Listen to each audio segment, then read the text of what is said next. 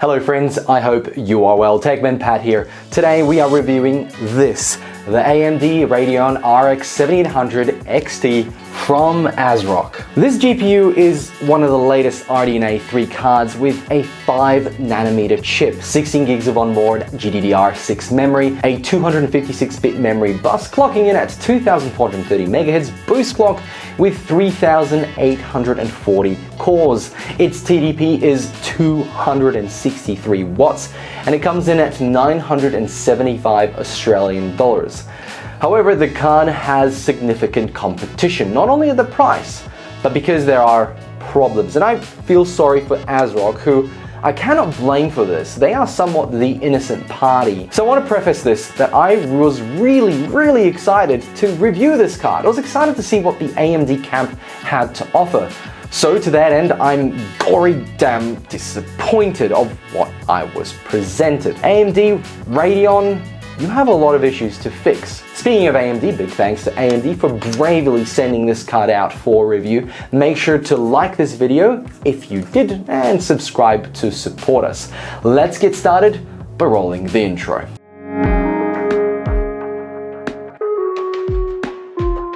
We have to ask ourselves a simple question. Why do gamers buy AMD cards? Is it to be in the 2% club on Steam hardware statistics, or is it to support AMD so they make better cards in the future? Or is it to stick it to Nvidia, show them we can vote with our wallets for the first time ever, right? Or maybe is it the price? I was thinking of saying reasonably priced, but that's not the case if you compare to what cards used to cost in the past.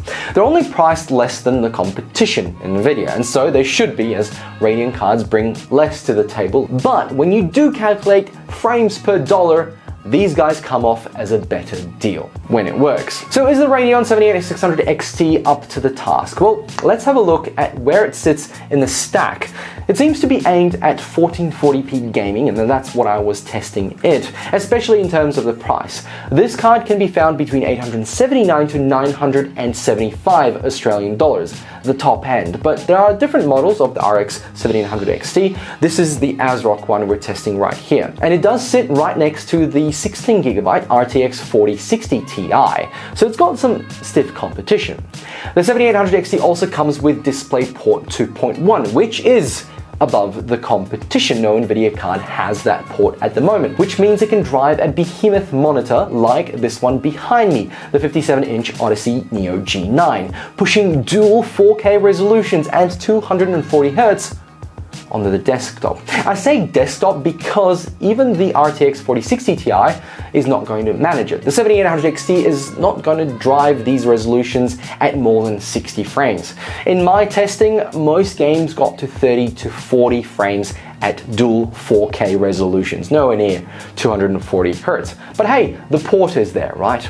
Now, luckily for the 7800 XT, it comes off 25% better in terms of performance than the RTX 4060 Ti 16 gigs.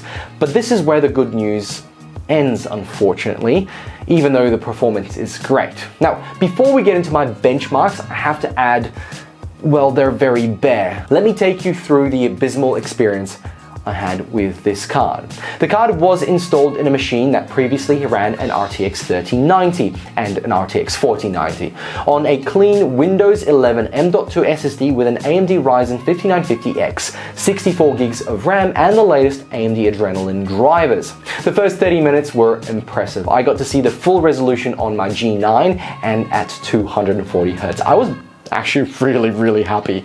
But let me be clear, I wasn't expecting this card to push such frames in games.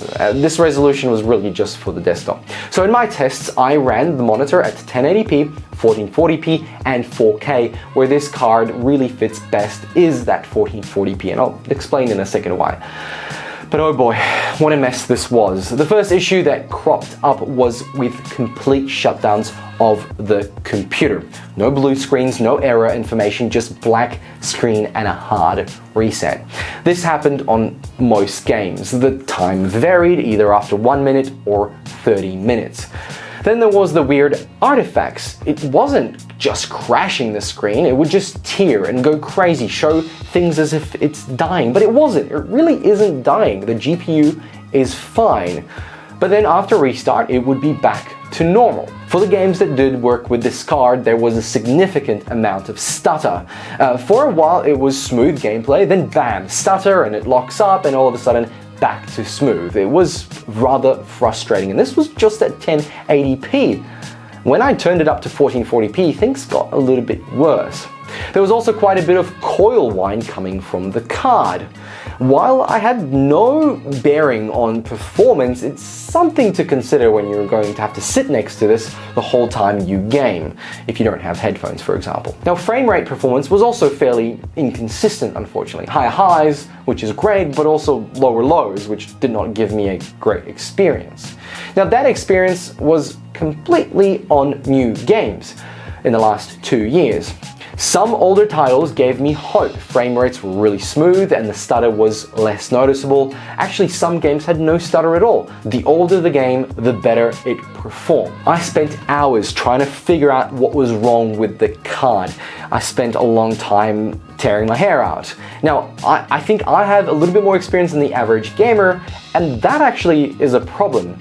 If I found it frustrating to scrounge around on forums for problem solving and trying to figure it out myself, imagine the frustration of someone who just upgraded to 7800 XT hoping for an out-of-the-box experience. Now, I will admit, after further research, my experience wasn't in the majority of the 7800 XT owners. So what I narrowed it down, I did actually solve it in the end, and that is the software, specifically AMD's Adrenalin platform, which has a lot of great options and settings and GPU management systems, but it's bugged to hell and back. And by installing the driver-only version, I was able to get this card functioning at least 80% of the time, allowing me to get these benchmarks to share with you.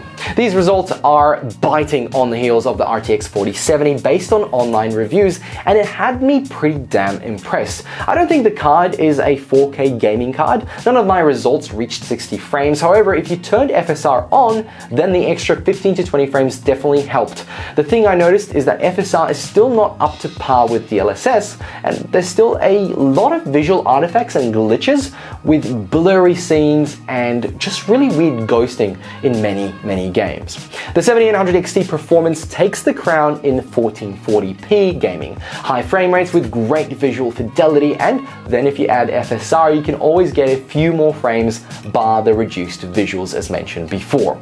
In the extra technology department, AMD doesn't actually disappoint. With FSR, direct storage support, and a lag tech and their Infinity Cache, which is a massive bandwidth amplifier that can deliver up to 3.25 times the bandwidth of 256 bits at 16 gigs GDDR6. So what does that gibberish actually mean? It means the cache can be seen by the entire graphics card, allowing it to access data instantaneously and allowing for faster rendering during gameplay. Hence, while on paper this card seems slower than the 6800 XT, it is in fact a few percent faster.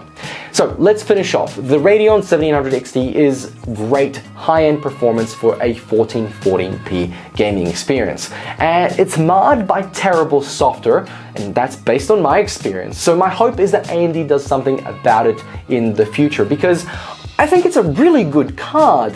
At the end of the day, the performance is pretty darn good. But the software and the support from Radeon and AMD has been absolutely disappointing. I don't want these cards to be ignored and forgotten about, because I think the secondhand market is going to love these cards. So if you don't have any software issues with this card, well done, you got lucky. Big thanks to AMD for sending me this card for review. Make sure to like this video if you did, and subscribe to support us. Check the links below where you can purchase this if you are brave to weather the storm of software issues. Thanks for watching, and I'll catch you on another one. Bye!